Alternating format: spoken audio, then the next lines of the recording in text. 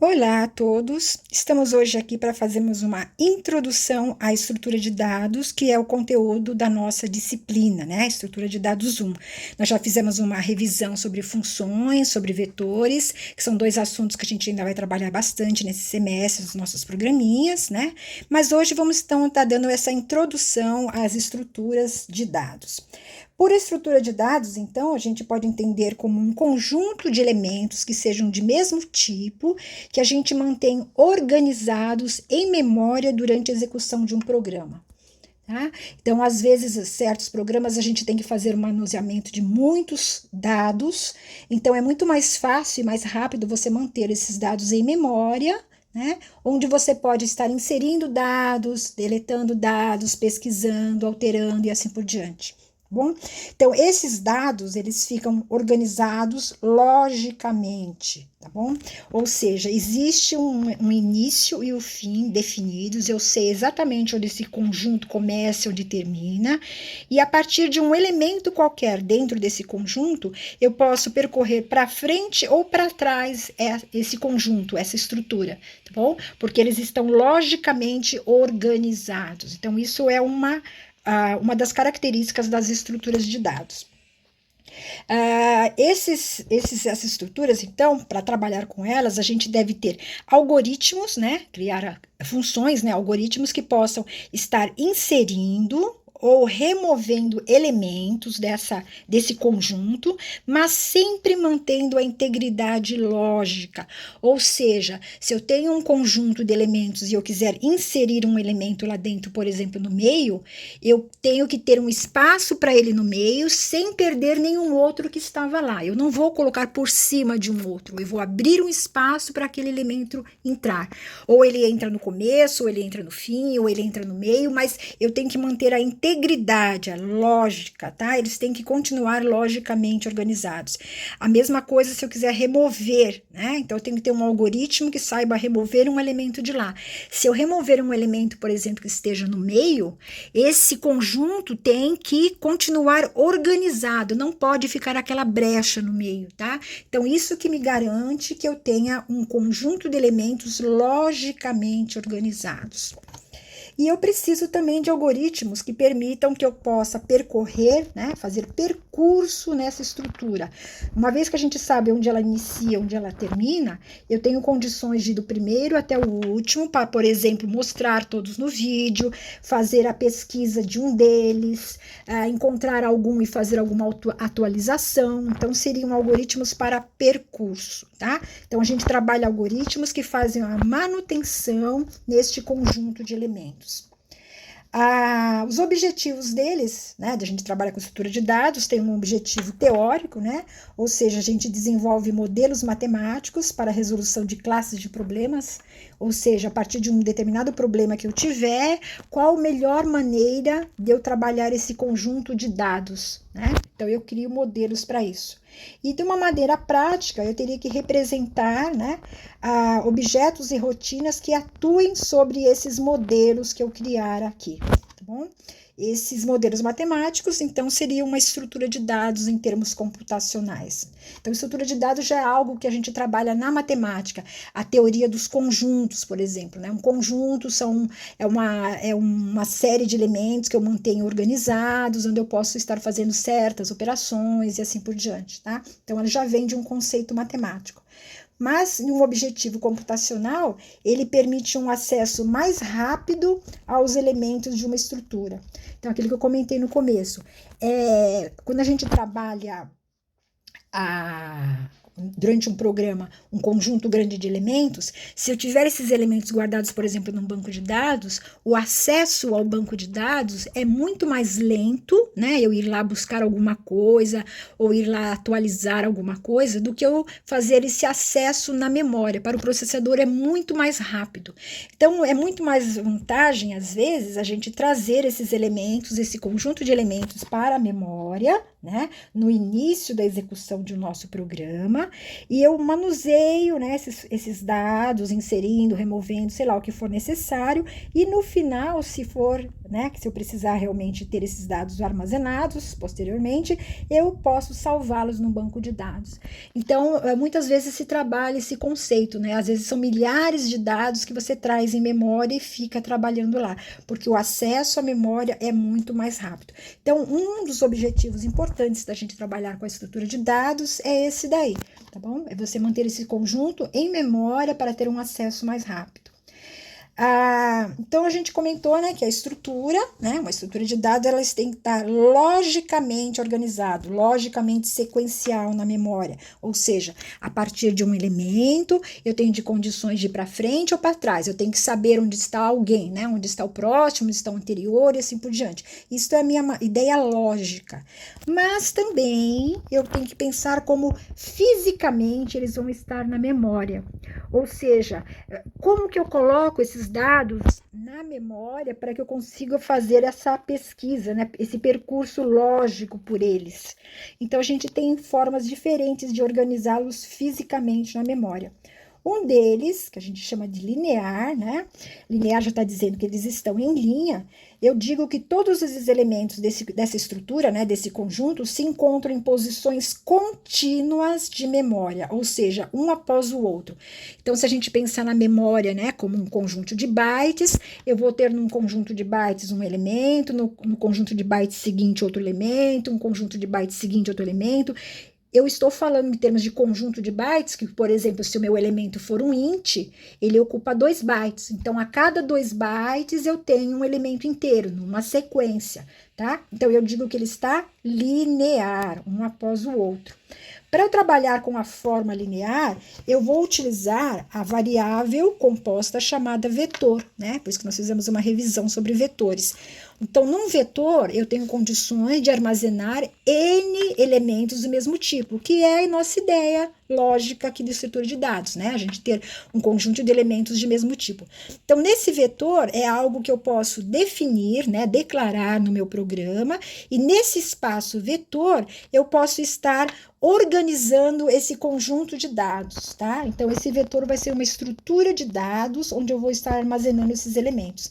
E aí eu posso estar fazendo uma sequência lógica de elementos. Porque o vetor a gente trabalha, né? Assim, a gente viu que através de um índice, né, que a gente fala, a gente pode pegar um elemento que está na casinha 0, que está na casinha 1, na 2, até na casinha N que eu tiver desse tamanho. Então, eu consigo ir para frente ou para trás com esse índice, portanto, eu consigo percorrer os dados que estão lá dentro. Então, uma estrutura de dados linear pode ser trabalhada em cima de um vetor. Aqui eu fiz um desenhinho, né, só para exemplificar, né? Eu poderia ter um elemento na casinha 0, na 1, na 2, na 3, na 4, assim por diante, até na casinha N. Onde essa primeira casinha aqui seria o início, né? Então, eu disse que a gente tem que saber exatamente onde começa, eu tenho que isso, através de um algoritmo, saber isso, e também saber onde ele termina, qual é o meu último elemento. E eu posso estar armazenando coisas dentro, né? Elementos dentro desse espaço chamado vetor. Então, essa ideia aqui do linear é o que nós vamos trabalhar este semestre. Então, em estrutura de dados 1, nós vamos ver diferentes estruturas de dados na forma linear, trabalhando sobre vetores. Mas existem também outras formas de a gente trabalhar, que é a chamada encadeada ou ligada. Esse assunto aqui, né, essas estruturas que trabalham dessa forma, nós vamos ver no semestre que vem, tá? Em estruturas de dados 2. Então, os elementos na estrutura encadeada, eles não se encontram necessariamente em posições contínuas da memória. Pode ser que eles até fiquem como se estivessem dentro do vetor, mas eu não vou usar o espaço vetor, eu uso uma outra ideia, tá? Eu uso uma ideia chamada alocação dinâmica de memória. Então, nós vamos falar disso também em estrutura de dados 2. Isso aqui significa que em tempo tempo de execução, eu posso estar reservando um espaço que caiba um elemento nesse meu conjunto, nessa minha estrutura. Então, quando eu precisar inserir alguém, eu solicito um espaço de memória, eu ganho esse espaço de memória e vou lá e guardo esse elemento lá dentro. Então, nada me garante que esses espaços de memória que eu ganho são um após o outro. Tá? Eles podem estar em posições diferentes dentro do espaço de memória que eu ganhei para o meu programa. Então, eles não estão necessariamente contínuos, tá? Então, como é que a gente trabalha isso? Cada elemento que eu for inserir na memória, além dele elemento, né? Ele tem que ter junto de si o endereço de memória onde está o elemento logicamente posterior ou logicamente anterior, tá? Então, eu estou num determinado elemento, onde está o elemento seguinte? Ele está na memória no endereço X. Eu vou nesse memória nesse endereço X e consigo encontrar o elemento seguinte. Ou então voltar para trás também. Tudo bem?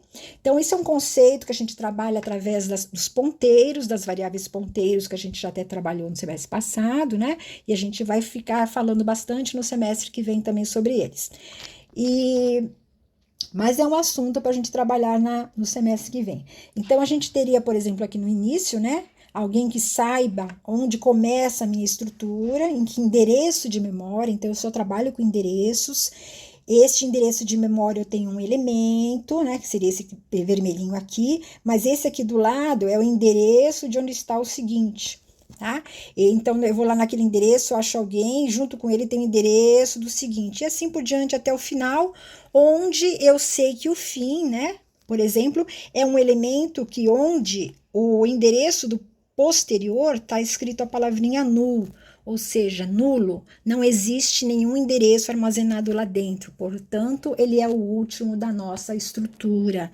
Tá bom? Então, um conceito que a gente vai trabalhar no semestre que vem bastante com o conceito de ponteiros. E dentro dessa ideia de encadeada ou ligada, eu ainda posso dizer que a minha estrutura será simples ou dupla. Simples, quando eu só estou, que nem esse caso aqui, eu só tenho o endereço do próximo, então eu só consigo percorrer uma estrutura ligada do começo para o fim. Quando ela é chamada dupla, né, ou seja, ela tem uma mão dupla, ela tem, além do endereço do posterior, ela tem o endereço dos anteriores. Então, dado um elemento, eu consigo saber onde está o próximo e consigo saber onde está o anterior. Tá bom? Então, é um assunto um pouco mais complexo que a gente trabalha depois. Vamos ficar apenas nesse semestre com a forma linear. Os tipos básicos que a gente tem de estrutura, né, seriam lista, né, fila, pilha e árvore. São os 4 que a gente vai trabalhar. Nesse semestre, nós vamos trabalhar estes 3, né? No semestre que vem, vamos trabalhar os 4 na forma encadeada. Então, o que seria uma lista? Lista é o tipo mais simples de estrutura de dados. É a ideia, quando a gente fala assim, vou fazer uma listinha de nomes de pessoas que eu preciso convidar para minha festa. E eu começo escrevendo lá os nomes, né? Coloco um, outro, de repente eu falo assim, nossa, esqueci de tal pessoa, mas eu quero convidar ela em primeiro. Eu vou lá em cima, escrevo o nome dela, ponho alguém no meio, escrevo mais alguém no final. Quer dizer, é um lugar que a gente escreve e descreve bastante coisas, né? Então, é um tipo que a gente diz que é o mais simples que a gente tem. A gente pode dizer que ele é lista, seria um conjunto de dados, né, de mesmo tipo, agrupados numa sequência lógica, né, que vai permitir que eu possa inserir ou remover dados do começo, do meio ou do fim dessa lista. Tá? Ou seja, se eu tiver um conjunto de elementos logicamente organizados na forma lista, eu vou poder inserir alguém no começo, né? E ele ficar logicamente bonitinho, organizado. Posso ir lá no meio da lista, colocar alguém, que ele vai ter que continuar logicamente organizado, ou no final. E da mesma forma, permite que eu remova alguém do começo, do meio ou do fim e continue organizados logicamente, né? Então, aquela ideia do logicamente. A partir de um elemento, eu sei onde está o outro. Então, aquilo que eu comentei, se eu remover alguém do meio, né? Eu não posso ter esse buraco lá no meio. Eu tenho que fazer com que todo mundo se junte novamente para manter-se organizados. Então, os algoritmos para trabalhar na inserção e remoção de alguém numa lista tem que saber essas características da lista para poder fazer isso daí.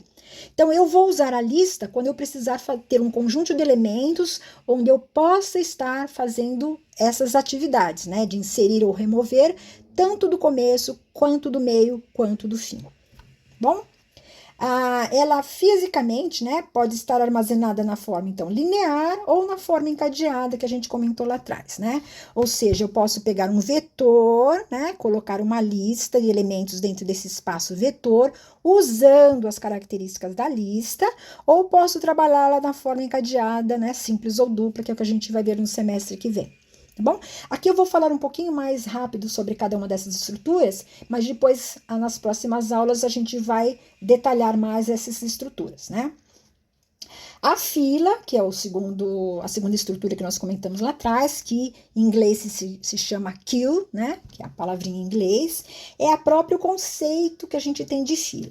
Então, a gente diz que a fila é um tipo especial de lista, porque eu também tenho um conjunto de elementos organizados de uma forma sequencial, né?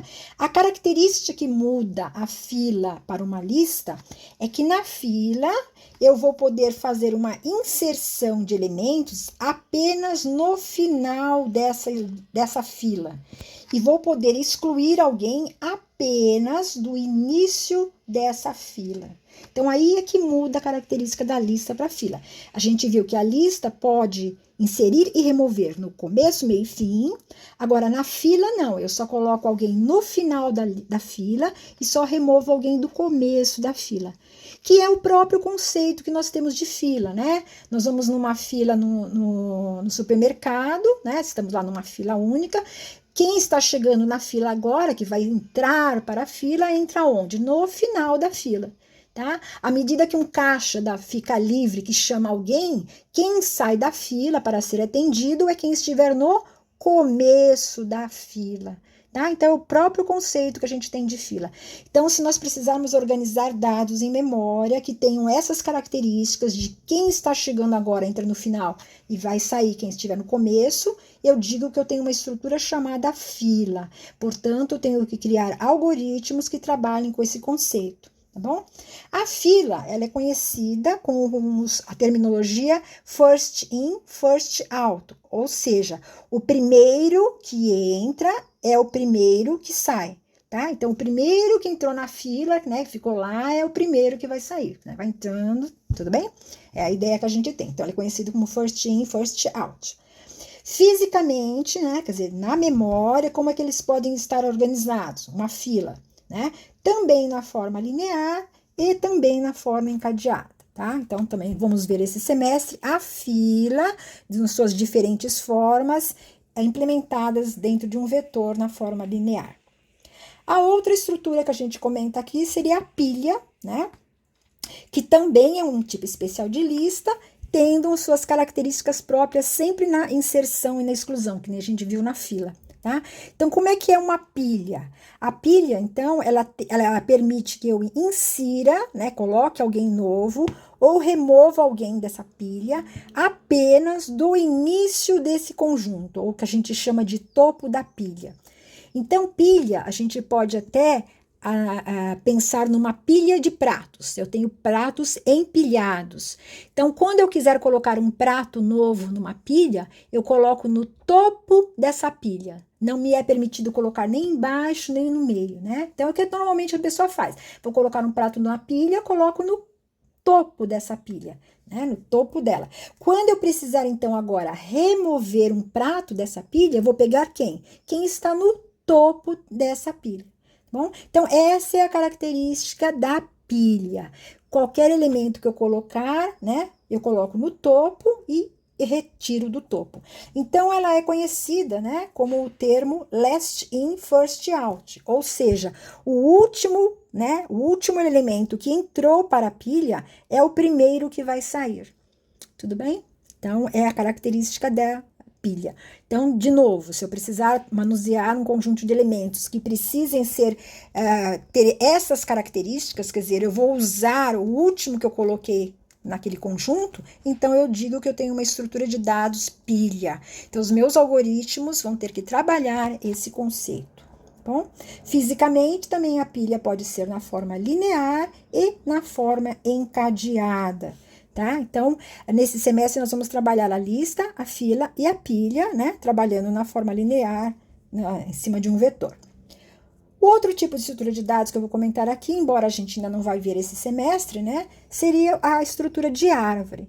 Então, a árvore não é uma estrutura linear, ou seja, não consigo implementar os elementos dentro de uma árvore num vetor, tá? Porque ele não tem essa capacidade. Ele só pode ser implementado na forma encadeada dupla, tá? Por isso que a gente vai deixar o assunto árvore para o semestre que vem. A árvore, então, a gente diz que ela é composta por um conjunto, né, finito, quer dizer, eu sei quantos eu tenho, de n maior ou igual a 0 nós. Então, sempre quando a gente trabalha de árvore, cada elemento que a gente coloca na árvore, a gente diz que está colocando num nó dessa árvore, tá bom? A árvore tem uma cara mais ou menos assim, né? Eu tenho um nó raiz, que é sempre meu primeiro nó, então eu sempre tenho que saber em memória aonde começa a minha árvore. Então, cada bolinha dessas aqui teria armazenado dentro dela um elemento que eu estou colocando na memória, nessa posição, mas além de ter o elemento lá também, tem o endereço dos próximos que eu vou descendo na minha árvore, tá bom? Então, uma árvore é permitido que ela tenha ramificações para vários outros nós, e cada um desses nós para vários outros, e assim por diante a gente vai descendo. Então, no semestre que vem, a gente vai falar um pouco mais sobre o assunto árvore, né? E sobre um tipo específico de árvore que é chamada árvore de busca binária, que é um tipo de árvore que a gente usa bastante em termos de computação. Tudo bem? Aqui eu coloquei só níveis, né? Para dizer que a raiz está no nível 0, aqui é o nível 1, nível 2, nível 3, e assim por diante, os níveis da árvore. Bem? Então, como ela não trabalha numa forma linear, porque eu não tenho condições de colocar cada nó desse daqui numa posição dentro do vetor, né? Porque desse daqui eu não posso ir só para esse, eu teria que poder ir para 3. Então, como é que eu faço isso num vetor? Não temos como fazer. Por isso que a gente não usa ela na forma linear, apenas na forma encadeada.